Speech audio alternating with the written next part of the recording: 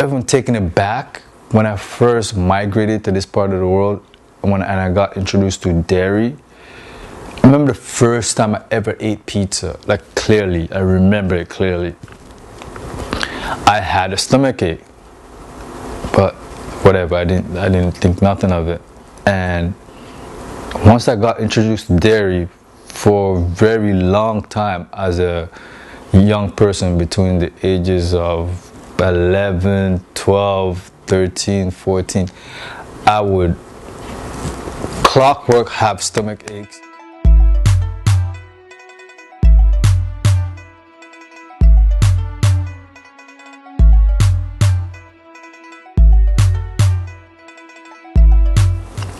Welcome to another episode of Don't Quote Me on the 27th Letter Podcast. My name is Landry Onigbinde Bay. You already know. Today, I'm going to talk about my journey from being a meat eater, a flesh eater, to being a vegan. Look, everybody's grown. You guys make your choice based on your palates and whatnot, what you want to eat and so on and so forth. But we cannot ignore in 2024 that there's enough information out there that tells us we probably should not be eating flesh. Any type, whether it's chicken, meat, fish, shrimp, so on and so forth. Any type of animal, we should not be eating it. We are that advanced that we don't need it. Like literally. I believe, don't quote me, that the last Olympics, or maybe the Olympics before that, the strongest man competition was won by vegan. So we could put it to rest, like, this stigma, you become vegan and you become frail and weak but be a pushover. It's like, no. I'm a vegan. I'm far from frail, weak, or definitely not a pushover. Okay? But my vegan journey was a progression, It wasn't like I woke up and I was like, I'm gonna stop eating meat and cut out everything. It started in prison when I'm gonna get personal with you guys. In prison, what I noticed, which is something I never really noticed prior to being incarcerated, because as a young person, I got incarcerated in my early 20s, and as a young person being out in the world, you are not really paying attention to your diet like that. Back when I was growing up anyways, not paying attention to a diet, information wasn't there. This is before the internet age and so on and so forth. Yeah, I'm that old. I like to say I'm advanced. But when I was incarcerated, before I actually went to the pen, I was in the city jails. I noticed like a good 4 to 5 days would go by before I used to washroom, have a bowel movement, like literally. And then everyone taken it back when I first migrated to this part of the world and I got introduced to dairy. I remember the first time I ever ate pizza, like clearly, I remember it clearly. I had a stomach ache, but whatever, I didn't think nothing of it. And once I got introduced to dairy for a very long time as a young person between the ages of 11, 12, 13, 14, I would clockwork have stomach aches on the weekend. Clockwork, like I'm talking about, like a woman would have cramps and stuff, but mine was every weekend, man. My stomach would hurt to the point that I would have to sit down and just not move. Not really understanding what's going on. Then I had to go to my doctor to see what's wrong. And I was like, at this age, it's probably like 13. And they decide to do an invasive, pretty much they put a camera up my butt to see what's going on. I don't want to get vulgar and visual with y'all, but that's what happened, just to see why is this young man's stomach hurting. But in retrospect, I know now what it was. all came down to my diet. So that's how bad the stomach aches were for me. Eventually they subsided. I think over time, I think my body made it, I had sort of adapted to it, but not really, because really and truly we are all we all not supposed to be eating dairy. Like, that's not natural for us, you know what I mean? We're all lactose intolerant. So fast forward to when I got incarcerated now, when I got locked up, I noticed my bowel movement. So I was like, you know what, let me start cutting out meat. And especially being incarcerated, like, it's not the greatest food you're getting. So I cut out meat early on. And then as time went on, one day when I was in a pen, this is years later, I was in 2007, I believe, I got transferred from a maximum prison to a medium prison. And so some of the things you have access to is different from a maximum to a medium. For example, in a maximum prison, the only thing you have to use to cook anything is a microwave. There's no stoves, no nothing. When I got to the medium, you have access to a stove, all kind of stuff, like a kitchen, real kitchen. And because you're living like in a dormitory as opposed to living in a cell, and they bring you your food. So one of the things they had was a deep fryer, which is really cool for me. So back then I was still eating chicken. One day I decided to make myself some wings. For whatever reason, I wasn't, like, I didn't wait. It's not like I'm a novice when it's cooking, but for whatever reason on this particular day, I did not cook the wings properly. And when I ate them, yes, you already know, run, stomach hurting, vowed never to eat chicken again. I stopped. So that put the chicken to the side. So I was still messing with fish and still mess with dairy up until I came out. When I got out, maybe a year or two after I got out, I stopped the fish. Okay, I stopped eating fish, and last of it was the dairy, which was sort of hard, but wasn't. But because by this time, we had more vegan products, more vegan options, you know. So that's my journey from being a meat eater, because you have to understand the culture I come from. Like, that's what they do. Like, to celebrate, they'll kill a goat and kill a chicken to celebrate whatever. They'll killing animals just to, you know, just to celebrate and eat. So that's the culture. I remember when I told my aunt that I was going to become a vegan. I'm like, oh yeah, so I'm a vegan, I don't eat meat. She damn near had a conniption. Like, what are you going to eat? Like, there's lots of things for me to eat. You know what I mean? Lots of things for me to eat. Listen, guys, I'm not here to preach to you. Even like with my own children, you know, in my own home, in our home, this is what we cook. We don't cook meat, you know. But when the time comes and my children grow to a certain age and they live outside of the home, outside, they're free to do whatever. You know, maybe they don't want to eat meat, but I've been giving them information that animals are our friends. There's no need for us to be eating animals. There's no real reason at all. None whatsoever.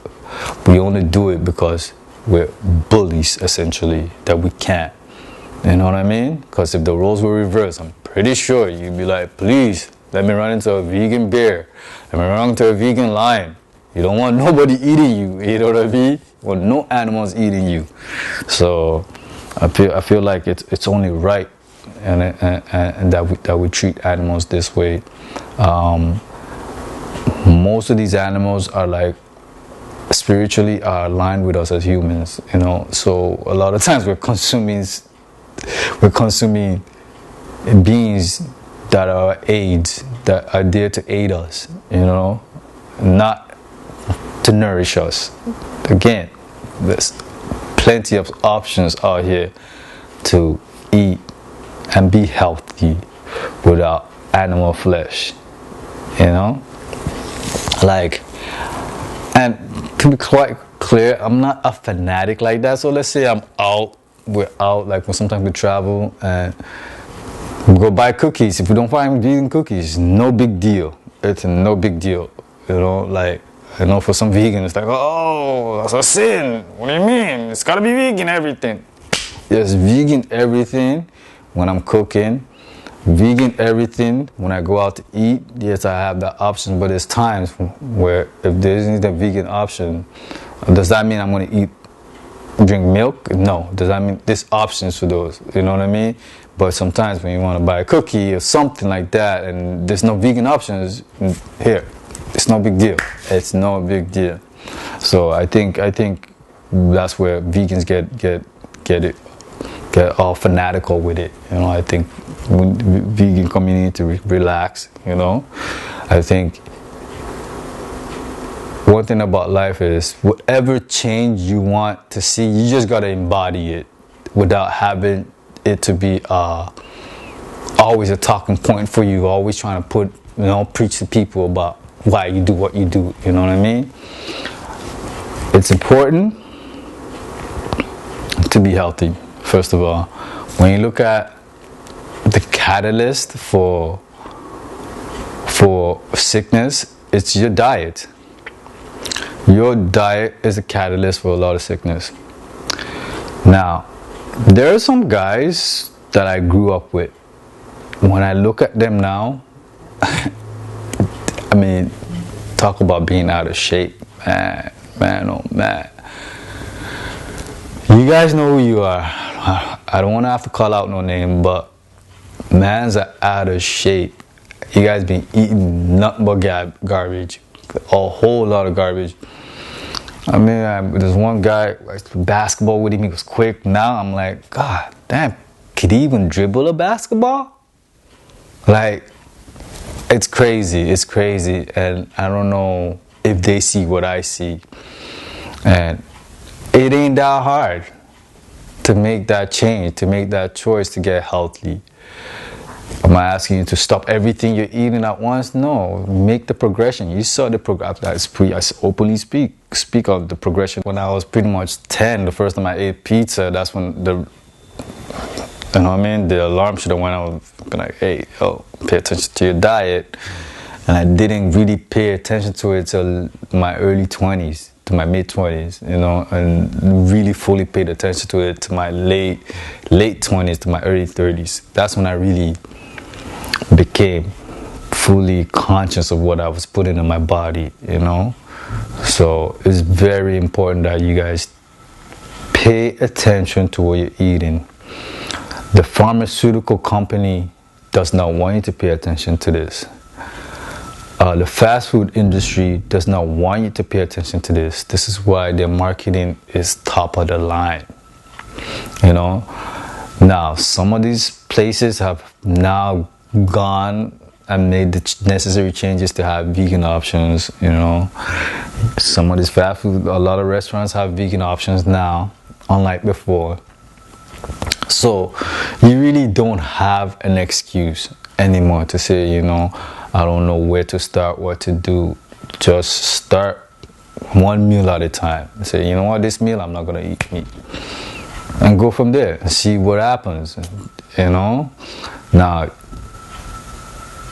meat eating and flesh eating is like any other drug. You will have what you call withdrawals, wanting to eat meat and whatnot, the taste, the smell. You're going to have want to still eat it even when you try to stop. So you will have withdrawals and so on and so forth, just like anybody that's trying to kick a habit. But it's up to you. How dedicated are you to reclaiming your health? You know? Again, the pharmaceutical company thrives on sick people.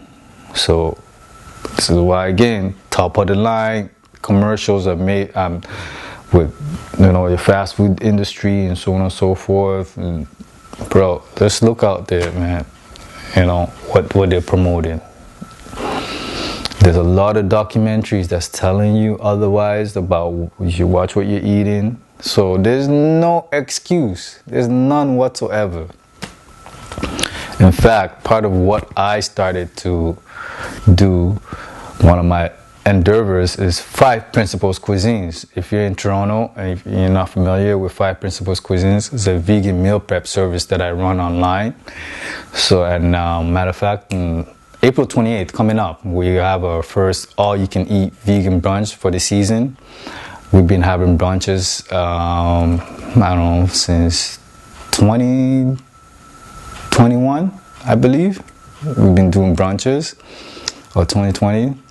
So during the summer months, we have a couple, and during the fall season, we have a couple. We don't do anything during the winter season. But yeah, April 28th, if you go to 5 Principles Cuisines on Instagram or even on YouTube, you'll get more information about our upcoming vegan brunch, or you can eat vegan brunch. But that's the part I'm playing. That's the role I'm playing, where it's like, if it's hard for you to make that transition or even understand what to eat and what not to eat, leave it up to a person like myself. And there's other services out there that provide vegan meal prep service, you know. I started cooking tutorials to help people understand how easy it is to cook vegan, you know. So again, 5 Principles Cuisines, our YouTube page, check it out. There's a couple of videos there. I'm going to upload more. Again, you know, life comes first, family comes first, so bear with me as far as as much as I'm uploading, you know. But if you have any questions in regards to becoming a vegan or what you need to do, please reach out to me. We have an Instagram page, 5 Principles Cuisines, and we have a YouTube page, 5 Principles Cuisines. Or you can just reach out to me on Landry Obey on my private page, you know, personal page. But yeah, so the choice is yours, people. It's your body. You only get one. Unlike your car and your house and every other thing that you could just buy, you can't buy a new body. I know you guys know plastic surgery, all that's not buying a new body. That's just a mental health issue. But again, you cannot buy a new body. You know what I mean? There's people, billionaires, who have died and wish they could buy a new body. I'm pretty sure they wish they could buy it. You can't. So if you're able to take care of yourself, make the right choices, do it now. All right? Start with your diet. It makes a difference. Okay, people? Again, my name is Landry Onigbinde Bay. Thank you for joining me on Don't Quote Me on the 27 Letter Podcast. Check out this video right here. Hope you have yourself a blessed day. Peace.